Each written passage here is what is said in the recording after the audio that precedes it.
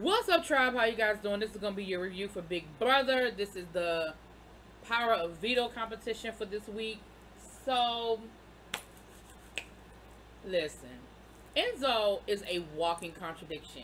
In his nomination speech, he says, hey, people don't talk game with me. So now people are talking game with him, and he's like, oh, you're only talking game with me because I'm the HOH. You haven't been talking game with me. You haven't been over here talking to me. Man, get away with me with that stuff.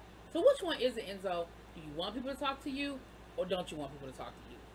Then he says later on in the episode, he was like, well, I got to go after Kaser because that's what the, well, you know, because that's what the room, I mean, that's what everybody wants, and, you know, I'm just putting Kevin up as a pawn, and, you know, Kevin, he's telling Kevin, don't worry, you're not the target, it's just Kaser, and I can't go against the house. I mean, you know, that's what it is. And basically, you took the easy way out. You went after Kaser because you knew everybody wanted Kaser, and then you threw up Kevin as a pawn because you knew nobody was really going to vote Kevin out.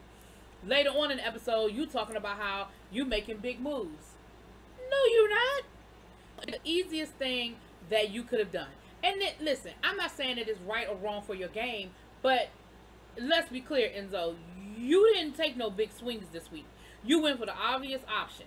Even when, okay, I'm going to get to that. So, of course, Kevin is upset, and Kevin is, you know, emotional, and he's pissed off. He's like, why am I the pawn? Like, why do you see me as expendable or as a floater? And, I mean, basically, the way the editing is going, you are. But I know that's editing. Like, I get it. Because, like, this episode, hell, we didn't even see Danny till the last 5 minutes of the daggone episode. The whole episode. Like, I was like, damn, is she there?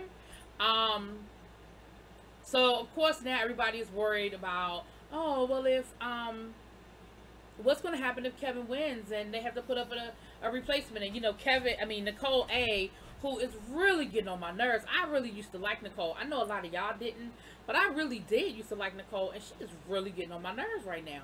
Because, Kaser gets irritated with Ian because Ian is, you know, how dare Ian try to talk game with him after he said he wanted people to talk game with him. Whatever. So, now he's talking about putting Ian up. Well, you know, he is a past winner, you know, and he don't really talk any game with me. Like, I think he might be, you know, a good replacement if I decide, I mean, if Kevin wins the Power of Veto, or Kaser. So, Kaser goes to talk to Enzo, and of course, there's really nothing Kaser can say to Enzo. Absolutely nothing. He could promise him,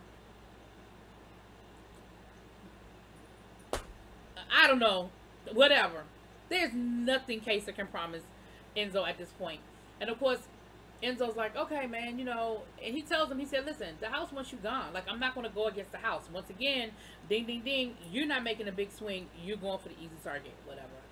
So, then there's this conversation between Kaser and Bailey. And let me tell you something. I was so proud of Bailey in this moment because Kaser was talking to her like she was an idiot. Kaser was talking to her like she didn't understand what was going on around her. And Bailey was like, okay, but you don't have to talk to me like an idiot. I understand. I comprehend.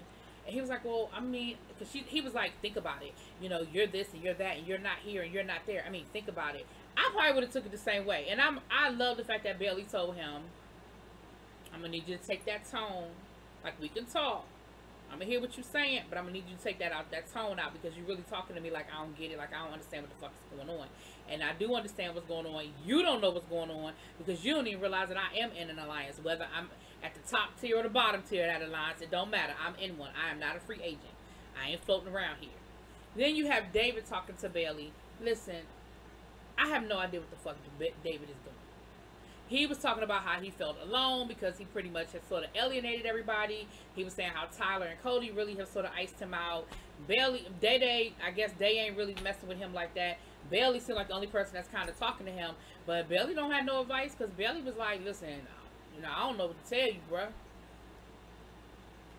Like, maybe the best thing you can do is just kind of lay low a little bit. So Kevin talks to David, and they have this conversation about, you know, the Power of Veto. And, you know, Kevin is like, listen, if I win the Power of Veto, I mean, if I have a choice and I choose you, you know, would you play and possibly think about taking me off the block? And David was like, sure, you know, I'll play for you. That's cool, you know, blah, blah, blah. So they get ready to pick for Power of Veto, and Tyler gets picked. So you got Enzo, you have Tyler, Kesar, Kevin. Then Bailey gets picked. Then Kevin ends up with player's choice, house guest choice, whatever. And he does end up choosing David to play, right? So there, and you know, Bailey's thing is, listen, I just want to win something so that my alliance knows that I'm valuable. I need to be winning some competition so they can see that, hey, I'm an asset to the, you know, to the alliance. Of course, Kevin needs to win. He's trying to, you know, say he want to take himself off the block.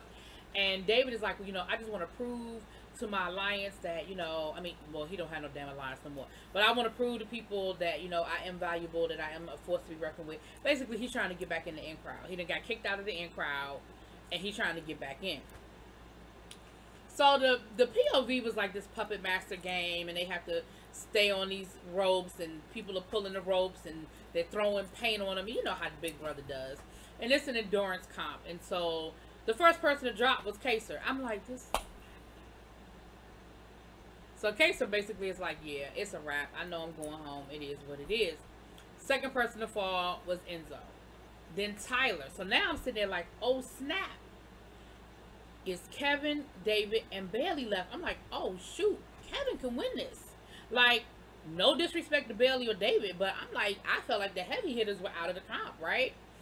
Bailey's hanging in there. She's doing a pretty good job. And then she loses her footing on one of the ropes. And while she's trying to get the, because I think you only have a certain amount of time. If you lose the rope, you have a certain amount of time to get yourself situated. If not, it disqualifies you. You can't just be hanging on one rope while everybody else is being pulled in 4 directions. While she's trying to get her rope, she ends up falling. And I'm like, oh no, Bailey. But I kind of, like, me rooting for Bailey, part of me wanted her to win. But I really didn't want her to win and have to, because, like, you basically don't have an option. And you don't have an option. Like, you're in the alliance. That's who they pick is Kesar. You're not going against the grain. It's too early. You don't have no power. It doesn't make sense. So now we're down to David and Kevin. And I'm sitting here looking at David like, if you don't drop, why? Kevin played. I mean, David played and played and played. And Kevin is even telling David, yo, David, like, you're good. Like, you're good with me. Like, I have your back. Like, he is trying to tell him to drop without saying drop, you know? And David is like, if he wants this veto, he's going to have to beat me because I have something to prove. David, if you don't drop your ass and let Kevin win that damn POV. So, David ended up falling. Kevin wins the POV. And I was so happy because I was like, okay, now what you going to do, Enzo? You going to take a swing now? You going to go for Ian now? What you going to do? Of course, he's talking. He don't know what he's going to do. He's all like, man, this head of household is just crazy. What did you think it was, bruh? So Christmas puts herself up as a pawn. She's like, listen, you can put me up as a pawn. I know I'm safe. I'm not worried about going home. You know, it may backfire, but, you know, I just want you to know that I'm really committed to us working together, and I'm willing to let you put me up as a pawn. And Enzo was like, oh man, like, that's great, but no, I don't want to put you out there like that. I don't want to put a target on you. I don't want people to look at you sideways like, what's she doing? You know, he's like, I don't know about that. I don't know about that. Then something really interesting happens. Now, I know y'all have been telling me what's going on the feeds, so I understand it runs deeper than what I'm getting ready to say. But let me just put it out there, because I'm sure they're going to dig into this whole thing in the eviction on for the eviction ceremony. But Danny is down in the have-not room with Bailey and Day. And they're talking about who the replacement is going to be, who the replacement is going to be. Because remember, they're all a part of the Slick Six. And Danny says, we need to have a meeting. I'm almost certain it was Danny that said that. So she says, I'm going to go talk to the rest of the group. So Danny goes up to the HOH room, and it's Tyler and Nicole. So Danny says, we need to have a meeting. And Tyler is like, who needs to have a meeting? Because Nicole is not in the Slick Six. She's not in that alliance. And so Tyler is sitting there looking crazy like, what, a house meeting? What do you mean? And Danny's like, Oh no, well, I mean, and she's all hemming and hawing, and then she ends up leaving out, and Nicole is like, and Nicole is stupid, but she's not stupid. Y'all know what I'm saying? And she was like, well, I mean, I feel like she made a mistake. Like, she said something she wasn't supposed to say. So Nicole's not stupid, right? And now Tyler is sitting there trying to play it off like, I don't know what's going on with her. Like, she a little bit off. Like, who's meeting? And Tyler is pissed. So he runs back to, you know, Enzo and Cody and tells them what's going on. And Enzo, now all of a sudden they're like, yo, should I just backdoor her? I mean, Danny's really tripping. Should I backdoor her? Now, because I don't know everything, but because I know a little bit about what's going on behind this, you know, on the feeds, I know that it runs deeper than that. I know that they have caught Danny in some lies, and they, especially Cody, they are really looking at her a little sideways. So I know it goes deeper than that little clip they showed us. Because I was like, come on, Enzo, that little bit is not enough for you to backdoor Danny right now. So we get to the nomination ceremony, but like I said, but Danny's on the radar. We get to the nomination ceremony, and of course Kevin takes himself off the block, and Enzo has to put up a replacement.